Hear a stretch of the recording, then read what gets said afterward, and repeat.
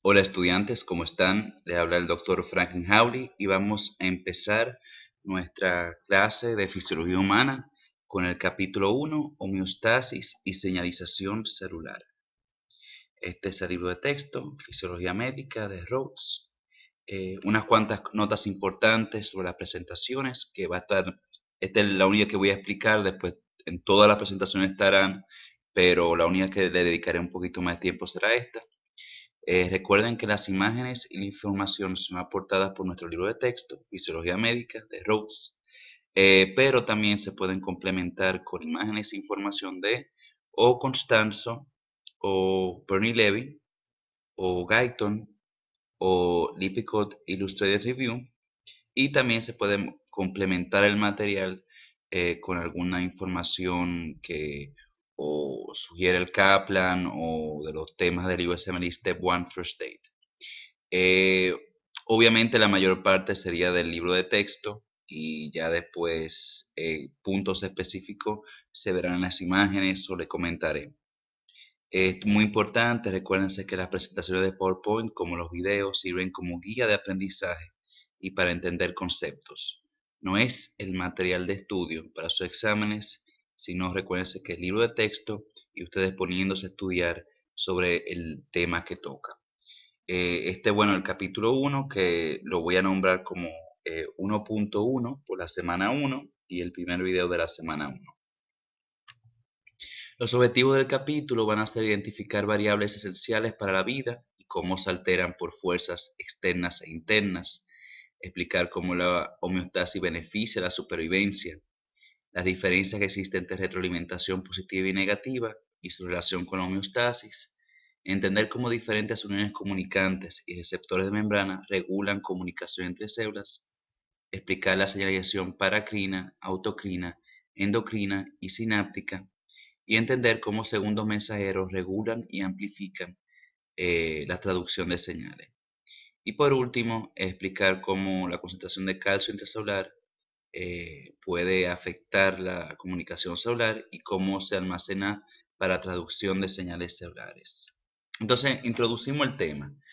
Para que una persona se mantenga sana, necesitamos saber que las condiciones fisiológicas o la función del organismo deben ser óptimas y estar muy bien reguladas. Y la regulación exige que exista una comunicación eficiente entre células y tejidos.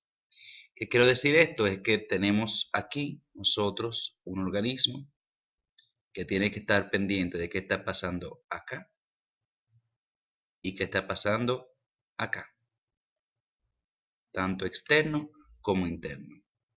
Entonces, para saber la base de la regulación fisiológica, necesitamos saber que necesitamos un medio interno estable, que es obligatorio. Necesitamos mantener rangos de vida, que lo podemos ver o en la temperatura o la concentración de sangre, etcétera. Y la homeostasis es básicamente cómo mantenemos en condiciones estables el organismo por diferentes mecanismos que van a ser coordinados en el cuerpo, en el tejido, en el órgano, etc. Básicamente veremos lo que es la homeostasis intracelular. Tenemos que la retroalimentación negativa me promueve estabilidad y el control por prealimentación se anticipa los cambios. Y la retroalimentación positiva promueve el cambio en una sola dirección. Una situación estable y un estado de equilibrio es un tipo de condiciones estables, pero necesita energía para mantener la situación como está. Y la actividad corporal coordinada necesita una integración de numerosos sistemas. Esto básicamente como no estoy simplemente leyendo ahora porque son los temas que vamos a tratar en el transcurso de la presentación. Entonces aquí estamos y vieron una imagen también dentro de la clase, cómo el organismo separa el medio externo con el interno. Aquí tenemos un medio externo y aquí tenemos el medio interno, este cuadro. Y este cuadro está comunicado por el medio externo por diferentes vías o diferentes aparatos y sistemas. Entre ellos tenemos el sistema digestivo, me entra sustancia y me saca sustancia como desecho. El sistema respiratorio que me está entrando oxígeno y al mismo tiempo me saca CO2. Y tenemos el sistema renal, que lo que está haciendo es que la sangre que sea transportada por todo el organismo se filtra a través de ella y me elimina aquellas cosas que no necesita. ¿Todo esto para qué? Para poder llevarme a esta célula, y esta célula va a representar todas las células de nuestro cuerpo. Tienen que entrarle nutrientes, tienen que llevarle oxígeno, tienen que llevarle diferentes sustancias que van a venir de esos sistemas que acabamos de comentar. Y al mismo tiempo se van a producir desechos que tienen que eliminar, perdón, que tienen que eliminar, forma CO2, desechos, etc.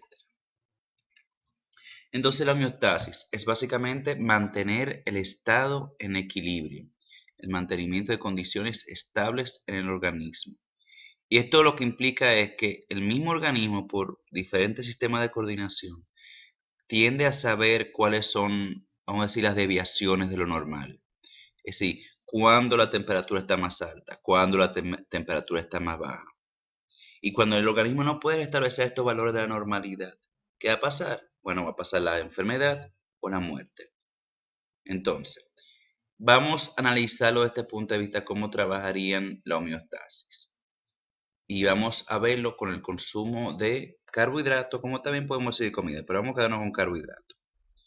Nos levantamos a las 6, por ejemplo. Ya teníamos aquí 8 horas de ayuno, vamos a decir, si nos dormimos temprano. A la gente que no, bueno, menos, pero vamos a decir 8 horas de ayuno. Y nuestro cuerpo, entonces, uno decide desayunar. Y uno desayunó un pedazo de pan, o dos, o tres, lo que sea que usted coma. Y entonces, ¿qué pasa? La glucosa plasmática va a aumentar. Y al aumentar, como a mí no me interesa que esa glucosa se mantenga en sangre, mi cuerpo toma las señales y decide, miren, comió y, la glucosa está aumentando. Entonces, ¿qué hace? Aumenta la secreción de insulina y esa insulina hace que la glucosa entre a la célula y ahí se alimenta. Pero ahí pasando eso, ¿qué pasa? Que la glucosa obviamente va a ir bajando, ya pasaron 2 o 3 horas después de comer esos pedazos de pan y ya la glucosa está bajando. Entonces el cuerpo se da cuenta de eso y tampoco no le interesa que la glucosa plasmática esté muy baja. ¿Y qué hace? Me cancela la secreción de insulina y ahora aumenta la secreción de otra hormona que es glucagón. Y ese glucagón lo que hace es que ahora la glucosa tiene que salir de diferentes lugares hacia la sangre, del hígado, en el músculo se queda para los células musculares, etc. Y eso me mantiene más o menos la glucosa en niveles o rangos normales que sabemos que son entre 70 a 100 miligramos sobre decilitro. Entonces los mecanismos homeostáticos van a variar a través de la vida de cada persona. Entonces, igualmente como estamos diciendo, bueno, la insulina hace esto, el glucagón hace esto, pero siempre. O hay condiciones que puede ser que uno tenga la glucosa plasmática más elevada en algún momento de la vida o en alguna situación de la vida. Ya son, por ejemplo, ¿qué ejemplo ustedes darían de esto? Entonces, la homeostasis intracelular, ¿qué estamos diciendo? Que no solamente estamos viendo lo que está pasando en el organismo como tal, pero la misma célula está cuidando muy rigurosamente qué está pasando dentro de ella. Entonces, tenemos un ejemplo clásico, las reacciones bioquímicas dentro de la célula para regular cómo está la cantidad de energía, la energía metabólica, y lograr una proporción adecuada entre síntesis y degradación, ni más ni menos. Y estas reacciones van a ser catalizadas por enzimas que a su vez van a poder ser reguladas, ya sea por una retroinhibición, por proteínas que son reguladoras intracelulares, por fosforilación o desfosforilación y por el mismo medio iónico intracelular. Y recuérdense, las proteínas, ¿qué son proteínas? Las proteínas son un compuesto orgánico. Estos compuestos orgánicos, ¿cómo pueden ser afectados? Bueno, conocemos lo que es la desnaturalización. Y cualquier cambio en pH, sale, concentración de iones, temperatura, ¿qué pueden hacer? Me pueden afectar o me pueden desnaturalizar una proteína. Y recordemos que esas enzimas, en su mayoría, son proteínas. Entonces, cuando hablamos de retroalimentación negativa, ¿qué estamos diciendo? Estamos diciendo que hay un flujo de información en un ciclo cerrado. ¿Y qué pasa? Aquí tenemos una variable regulada que se percibe. Esto va a enviar una información al que controla el efecto y el efecto actúa para oponerse al cambio. Y sonó muy raro, pero vamos a ponerlo así. Tenemos aquí un punto y otro punto. Y aquí tenemos, en este cuadro, un efecto. Vamos a suponer que decimos que aquí esto es la hipófisis y esto es la glándula tiroides. Aquí tenemos que la hipófisis me produce una hormona que se llama TSH. Esta TSH va hacia la glándula tiroides y me produce y me secreta hormona tiroidea T3 y T4. Y esto hace que la concentración de esta hormona aumente. Al aumentar esta hormona, ¿qué pasa? Esa concentración plasmática de la hormona va otra vez en la sangre hacia la hipófisis y me la inhibe. Entonces ya no se produce TSH. Y si no se produce TSH, esto no va a una glándula tiroidea. Y si no va a la glándula tiroidea, no me produce hormona. ¿Y qué pasa con la hormona? La hormona baja. Entonces, el mismo hecho que tenemos aquí, una zona que me controla y un efecto. El efecto me inhibe a ese primer cambio, ese primer control. Entonces, esto lo conocemos como retroalimentación negativa. Otro ejemplo que podemos utilizar es el control termostático de la temperatura ambiente. Uno tiene su aire y lo pone que esté en 18 grados Celsius. Cuando baja de esa temperatura, en el caso que bajara a 18 grados o llega a 18, ¿qué pasa con el termostato? Se apaga. Ya se le manda una señal, no, mira, ya está a esta temperatura, no sigas más. Ahora, de repente, empieza a aumentar la temperatura, el termostato que dice, no, está calentando, entonces vuelve a prender el aire y baja otra vez la temperatura. Entonces, esto es usualmente lo que más vamos a ver en fisiología, que la mayoría de los sistemas de control son tipo retroalimentación negativa. Y aquí tenemos, vamos a decir que este es el punto de inicio. Esto me estimula un efector y me da una situación. Esta situación usualmente lo que hace es que si aumenta demasiado, tenemos un sensor que me manda una inhibición a este primer paso hasta que disminuye. Si disminuye demasiado, por ejemplo, en el caso de la hormona tiroides ya bajó demasiado porque ya se inhibió por retroalimentación negativa la TSH. Entonces, ¿qué pasa? Ya no tenemos el mecanismo de inhibición. ¿Y qué pasa? Otra vez TSH aumenta, otra vez estimula la glándula tiroides y otra vez me aumenta la T3 y T4. Entonces ya la retroalimentación positiva básicamente se percibe la variable y se pone en marcha una acción que refuerza el cambio de dicha variable. Es decir, en el primer caso, en la negativa, estamos inhibiendo la primera cosa. En retroalimentación positiva estamos estimulando esa primera cosa. Entonces, al actuar en el mismo sentido, causa un efecto acumulado o amplificado. Entonces, en la retroalimentación positiva lo que logramos es amplificar la señal. Entonces, no pasa como en la retroalimentación negativa que hay estabilidad, sino que aquí me lleva un cambio progresivo a una dirección. Y se controla lo que va a crear un círculo vicioso que resulta peligroso para el organismo. Entonces, el ejemplo clásico, una persona pierde sangre. Al perder sangre, ya no tiene sangre suficiente para pasárselo todo el organismo. Entonces, ¿qué pasa? Disminuye la presión. Como para poder aguantar. Pero al seguir perdiendo sangre, la presión baja cada vez más, es decir, se pone más bajita, hasta que finalmente, ¿qué ocurre? Que ya no tenemos suficiente flujo de sangre al organismo para poder mantener la vida. Pero hay situaciones que ameritan que haya una retroalimentación positiva. Y le voy a poner el ejemplo de la sensación de orinar. Después esto lo veremos en el segundo, en la fase folicular del ciclo menstrual, va a ser parte final de lo que daremos en clase.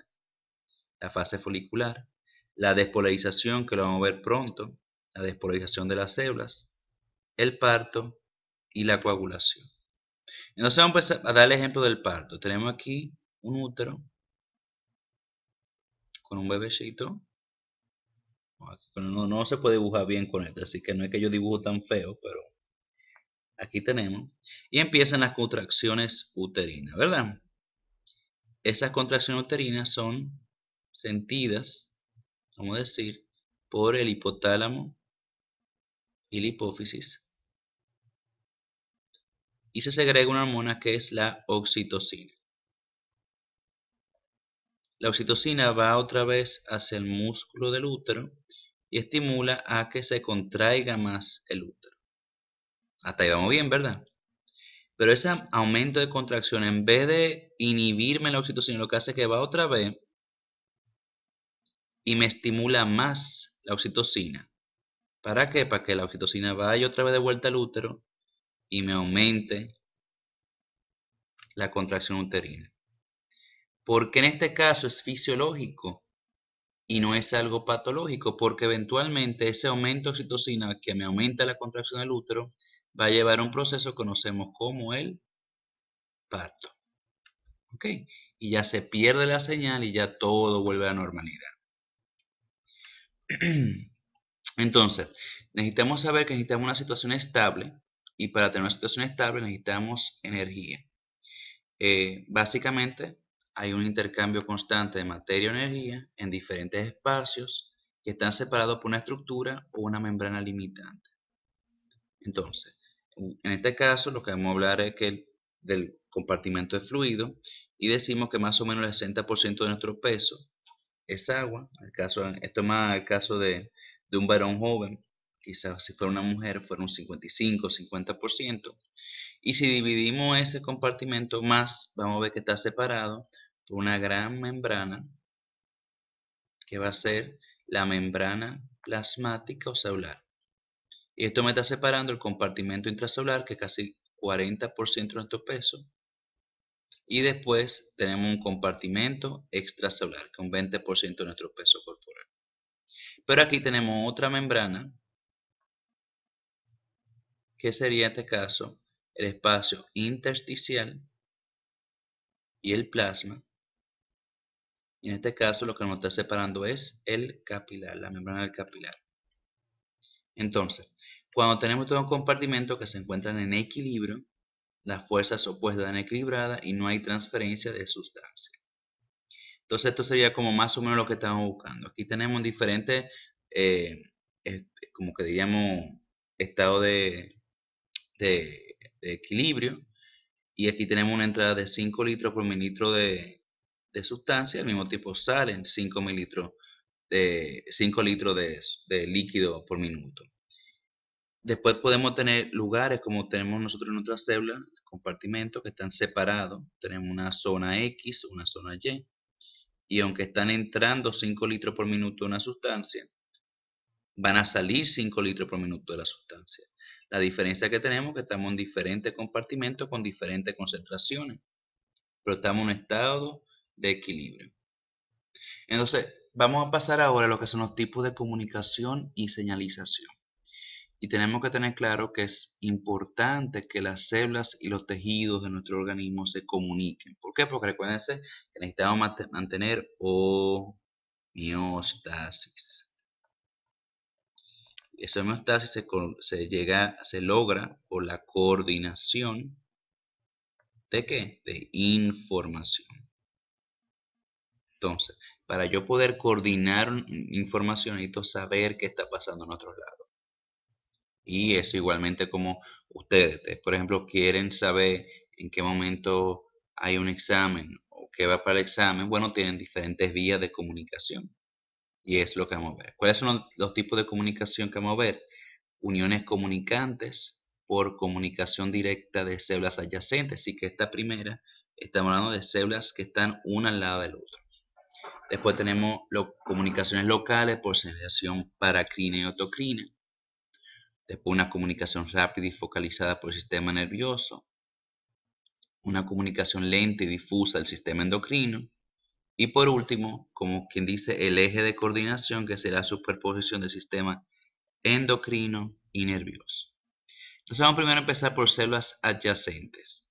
Y aquí tenemos lo que serían células epiteliales. Aquí tenemos una, aquí tenemos otra, aquí tenemos otra.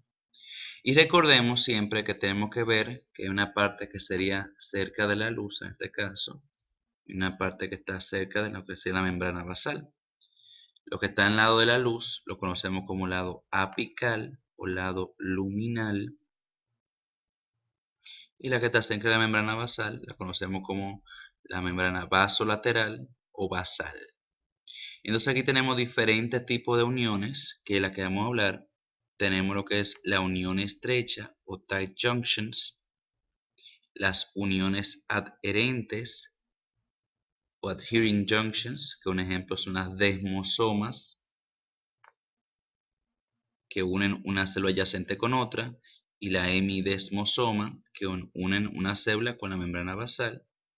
Y por último, las uniones en hendiduras o gap junctions.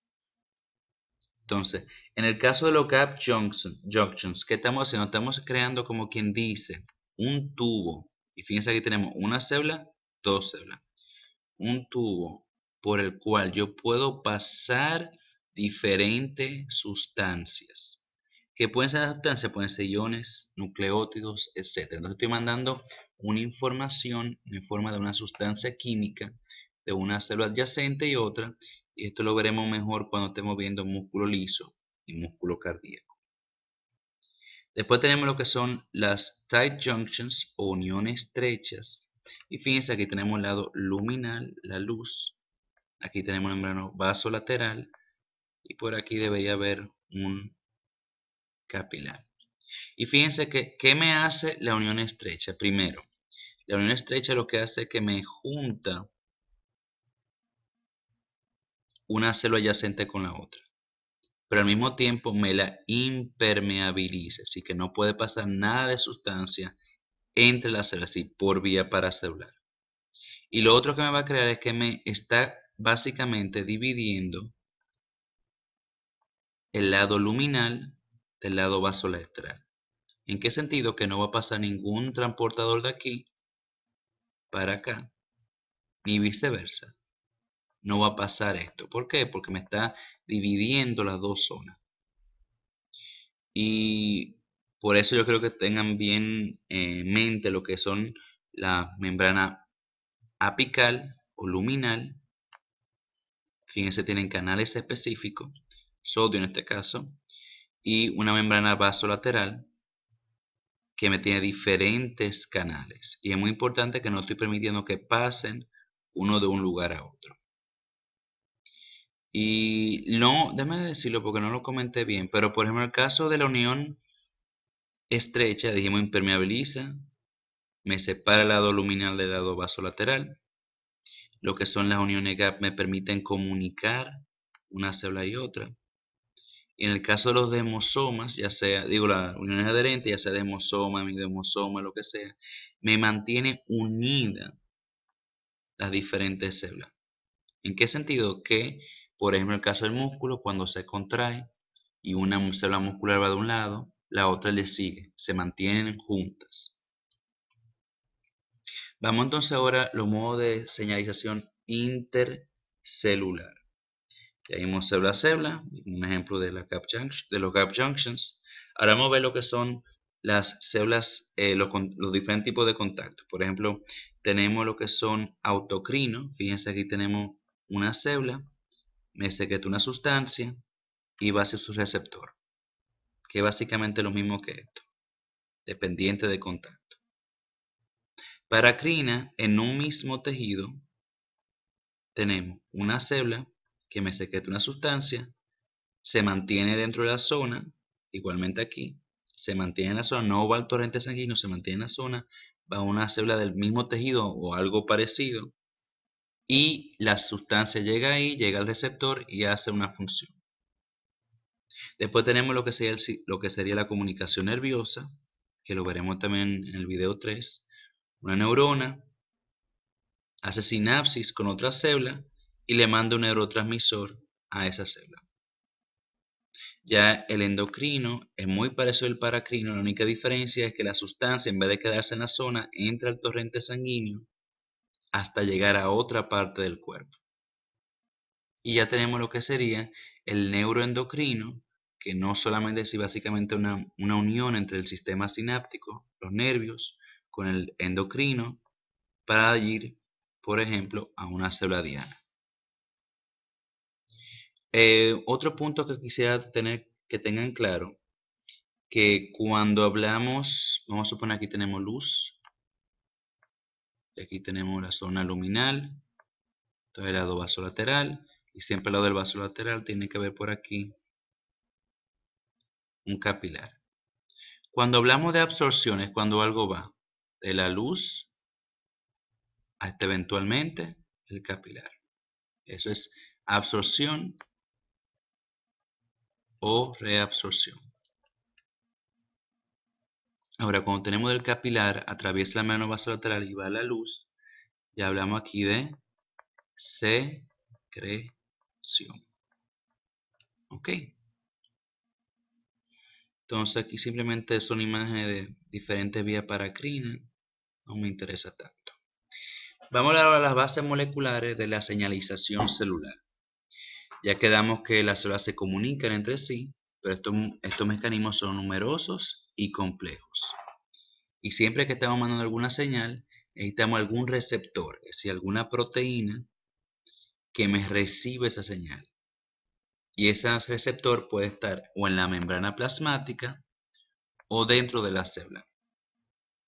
Entonces, la señal que yo estoy mandando, ya sea paracrina, endocrina, etc., siempre va a ser el primer mensajero. En el caso de una sustancia endocrina, sería básicamente la hormona. Entonces, esa información que manda el primer mensajero puede convertirse como segundo mensajero dentro de la célula receptora. Y los ejemplos clásicos van a ser, por ejemplo, AMP cíclico, GMP cíclico, inositol trifosfato, IP3, diacilglicerol, DAG, calcio, óxido nítrico, CO2, etc. Entonces la cascada de señal inicia con un primer mensajero, se une a un receptor de membrana, me lo activa, este va a cambiar de forma este receptor, forma diferente agregado, puede fosforilar o desfosforilar, y esto va a asociarse a moléculas de señalización que transmiten y amplifican la señal. ¿Y qué me resulta como esto? Esto me da una respuesta fisiológica. Puede ser que esta señal me lleve a la secreción de otra sustancia, un movimiento, crecimiento, división o muerte. Entonces aquí tenemos ligando. Entonces, esta es la imagen de Bernoulli-Levy. Tenemos un ligando, sea un receptor, que es este. Esto me lleva a diferentes proteínas de señalización intracelular, que puede llevar entonces a que se transporte algo, que se haga algo en el metabolismo, que se altere algo en la expresión genética, etcétera, etcétera. Entonces aquí, y antes de yo pasar, yo quiero señalar que esto tenemos que tener pendiente qué tipo de sustancia hablamos. Si esta es una célula y decimos que la sustancia es hidrosoluble, que se disuelve en agua, eso implica que no puede atravesar la membrana plasmática lo más probable, entonces el receptor va a estar en membrana. Ahora, si la sustancia es liposoluble o hidrofóbica, esta puede atravesar la membrana y su receptor va a estar lo más probable o aquí en el núcleo